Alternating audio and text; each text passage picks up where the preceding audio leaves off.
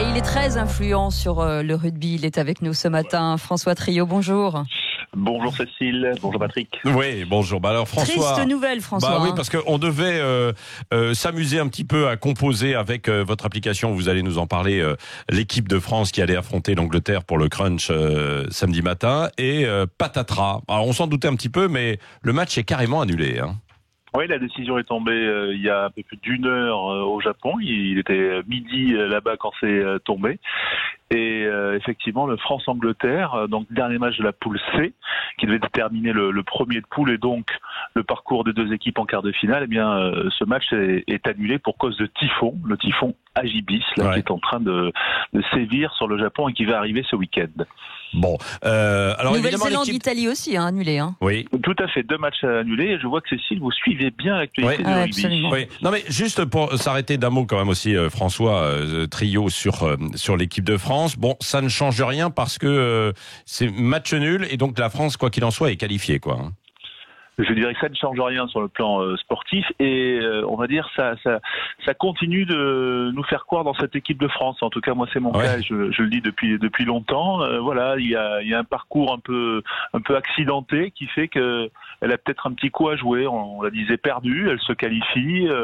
Voilà, il y a des choses. Là, il y a cet événement qui est quand même historique dans l'histoire de la Coupe du Monde. C'est la 9e Coupe du Monde, c'est pas arrivé depuis 1987.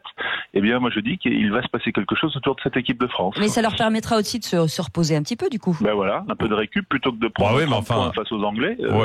Alors c'est ça, moralement, en fait, c'était ce match aussi, ça pouvait être un test, c'est-à-dire moralement pour voir si on avait des ressources, si on était capable de rivaliser avec les meilleurs, comme les Anglais, ou alors si on se prenait une volée de bois vert. Oui.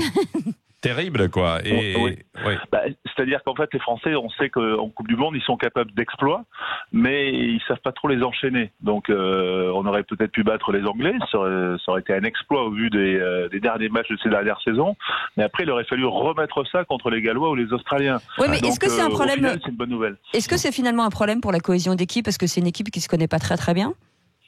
Oui, alors on n'en est pas là. Je dirais non, moi je pense que c'est plutôt une chance. Ça fait partie de leur parcours dans cet événement. Ils sont un peu en vase clos depuis fin juin. Ils sont réunis et là je pense que ça va les unir encore plus.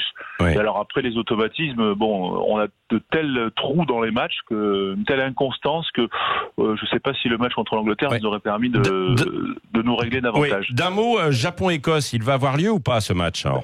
Là, vous êtes au cœur du problème, Patrick, effectivement, parce que Irlande-Samoa, a priori, va avoir lieu, c'est dans la poule A, donc ils se disputent les 2 premières places, et il y avait l'Écosse qui pouvait encore se qualifier, et effectivement, s'il se joue, ça me paraît dingue, parce que c'est dans la région de Tokyo, c'est le dimanche, et c'est le lendemain je vois pas comment il peut se jouer, mais...